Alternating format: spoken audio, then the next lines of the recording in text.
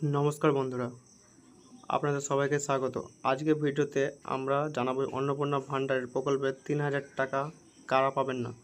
অনেকে আবেদন করছেন বা আবেদন করার কথা ভাবছেন, কিন্তু কিছু কিছু বিশেষ কারণে অনেকের নাম বাতিল হতে পারে। তাই ভিডিওটি শেষ পর্যন্ত দেখুন। পশ্চিমবঙ্গে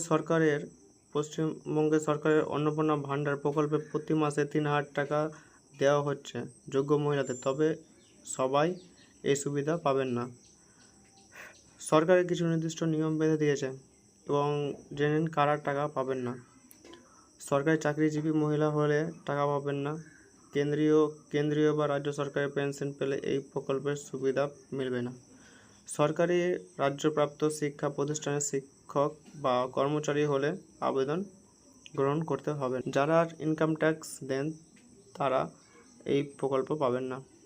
এবং আরও যাদের নাম বাদ যেতে পারে, মৃত ব্যক্তির নামে সুবিধা বন্ধ হয়ে যেতে পারে, অন্যান্য স্থায়ীভাবে চলে গেলে নাম বাতিল হতে পারে, ভোটার তালিকা থেকে যাচাইয়ের পর নাম সুবিধা বন্ধ হতে পারে, ডুপ্লিকেট বা ভুল তথ্য ধরা পড়লে নাম বাদ যেতে পারে। এবং আর একটা বিশেষ খবর, লক্ষ্মীর ভাণ্ডার গ্রাহকদের জন্য গুরুত্বপূর্ণ খবর। যারা আগে থেকে লক্ষ্মীর ভাণ্ডারের সুবিধা পাচ্ছেন তাদের অধিকাংশই ভাবে অন্নপূর্ণা ভাণ্ডারের স্থানান্তরিত হবে।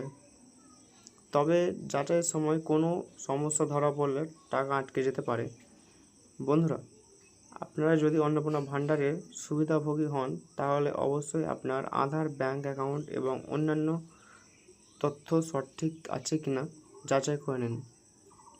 ভিডিওটি ভালো লাগলে লাইক করুন, শেয়ার করুন এবং চ্যানেলটি সাবস্ক্রাইব করতে ভুলবেন না। ধন্যবাদ।